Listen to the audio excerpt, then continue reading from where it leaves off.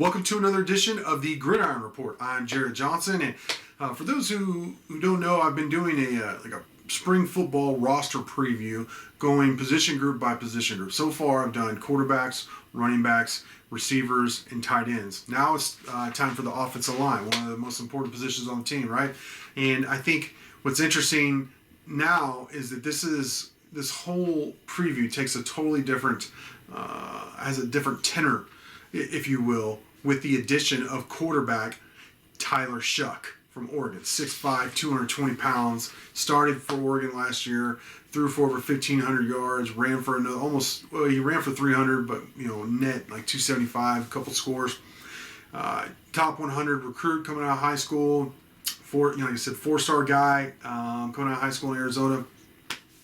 A big time addition. I think this changes the whole outlook for the football team, and so that begs the question: who's going to be blocking for him, and what can we expect from the offensive line? Now, Tech returns several starters, and then there's going to be some position groups open. That's for sure. That's going to be some competition, even though there were some starters at some of those spots. And then Tech's made some additions. They've high school ranks. They got their two top targets in the high school ranks, and they won't be here until the summer.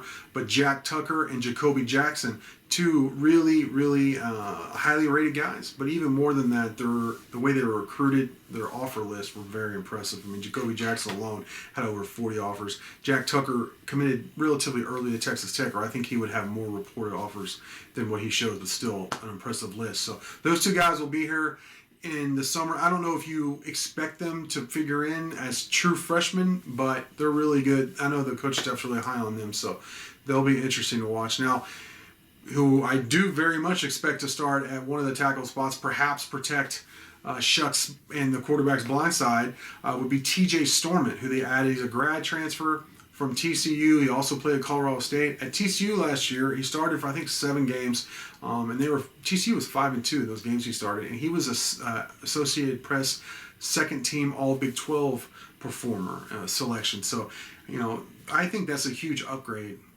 at tackle. And then the Red Raiders also went to the junior college ranks and added Matt Keeler. It's funny is he hasn't really played since high school, but he's like 2 years out of high school. So he's developed physically, but I wouldn't say that he's necessarily experienced. So I'm interested to see physically where he's at. Is he going to be able to root, let's say, Texas Tech's veteran defensive players out of the hole, or be able to pass ball against them, or is it going to take a while for him to get up to that level? Can he block a Jalen Hutchins one-on-one? I don't know. Because that's the caliber guy he's going to face in the Big 12. But some of the returners that definitely worth mentioning, of course, Jack Anderson, all Big 12 performer, he declared for the NFL draft, but returning, his former high school teammate and guy he's lined up next to at Texas Tech for the last couple of years, Dawson Deaton at center. He also plays some guard, but that's definitely a huge guy to get back. He's a big part. He's an anchor of your offensive line, a big part of what you do up front. At times, he's been the best offensive lineman. At other times, he's just been okay. So we'll see what kind of step Dawson Deaton takes this year, this offseason, but he's definitely one of the better players up front, one of the better players on your team. Weston Wright is another guy. I think he underperformed last year. He wasn't terrible, but I think they were expecting big things from him. So it'll be interesting to see if, like Dawson, same thing. Will he be able to make a big step, at either whatever guard spot he plays, because he played left guard almost primarily last season, but he's played some right guard. And then Josh Berger, who started for you, I think, every game for you, all 10 games at right tackle, he really looked like a guard. So I think in talking with some people at Tech, there's some thought that he might move inside. Now, he might still be your right tackle, so because he wasn't terrible. I just think his body, his frame may be set more to be an interior offensive lineman instead of, because some of the athletic rushers gave him fits.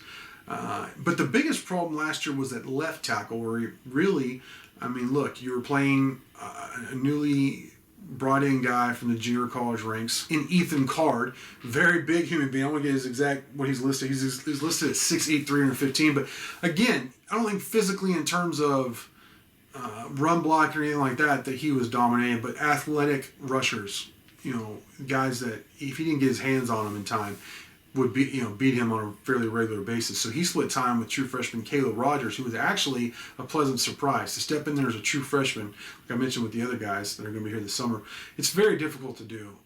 But he was able to do it. He wasn't great. Sometimes he looked like a true freshman, but he was still pretty good. And he looks pretty good in what I've seen so far, not in person, but on various social media, and just, he was one of the big lifters so far in the off season. Looks like he's put on some good weight. Was moving around pretty good in another video I saw, and then just with talking with people, they're really high on Caleb Rogers. So I could see him and Stormont, the grad transfer guy I mentioned who came in from TCU, those guys being your starting tackles next year. So I'm pretty excited about that. Now, some other guys on the roster you wonder about. Casey Verhulst, he's coming off injury. Where is he at? Because he's played some. He started some games for you before, some games that you won before. Larry Moore he was a freshman. He's going to be a freshman again because of the eligibility waiver. But he came in with Caleb Rogers. I've heard nothing but very good things about him. So I haven't seen it myself because of COVID. We haven't had the access. But from what I hear, he's legit. They're very happy with him. And think he could be a multi-year starter down the road. But then you start looking, I want to look at some of the other guys, some of the veterans. Landon Peterson out of Odessa Permian, he's still a redshirt freshman because, again, the waiver for everyone in Division I football. Troy Bradshaw, 6'6", 290. He's a sophomore from Mineral Wells. Where is he at? What's his progression? Clayton Franks out of Mansfield.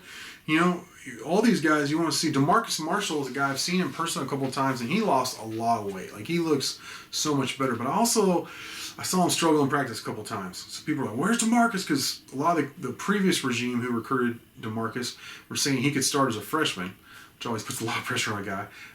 But he wasn't really close once he got on campus in terms of physically just battling the trenches. But that's the case for a lot of young offensive linemen. So that doesn't mean he's a bust or anything. He might end up starting for a couple seasons for you, being a really good offensive guard. So you have to see, and we'll have to see how he progresses. I like that he's still, in the program. Like I said, progressing, developing, and we'll see where he's at. We'll see if he can earn some playing time. Trevor Roberson's another guy. Because of his height, 6'11", or his size, 6'11", 345, redshirt freshman.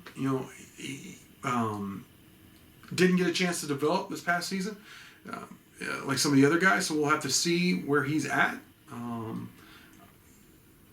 He needs to come on both in physicality, like strength, and then also just timing, all the things that go to developing and being a good offensive lineman. He needs to. There's a lot of catching up to do, I think. Obviously his size, you can't teach that. So, wonder if he'll end up being a big time player for you. He'll be a guy where we're always saying what happened to him? And that's really it. That's your offensive line. You have 14 scholarship guys on campus for spring, and then you have the 2 high school guys coming in. It'll be interesting to see if the Red Raiders want to go to a portal and get maybe another tackle or maybe another interior offensive lineman to just pad the depth there.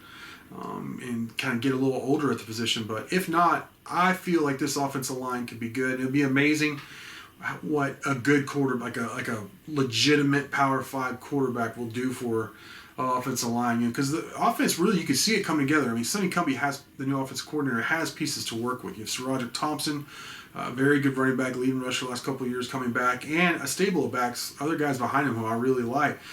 Eric Ezekama, first team All Big 12 performer at receiver, your leading receiver, I think the last couple of years. And some other really good guys, some young guys I like coming up, both an inside receiver and opposite EZ outside. So you can see what they do with the tight end position.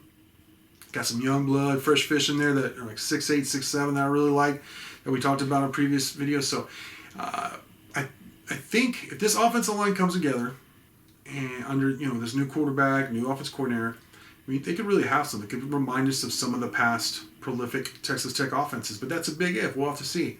So this is, I think that's, after getting the quarterback, I think this is the next thing is, all right, this offensive line has to come together. They have to make it happen. So that's going to be one of the main storylines I'm watching in spring, which, starts just in a couple weeks now, March 15th, I believe. So Exciting stuff. Stay tuned for the next video. I appreciate you watching, and until next time.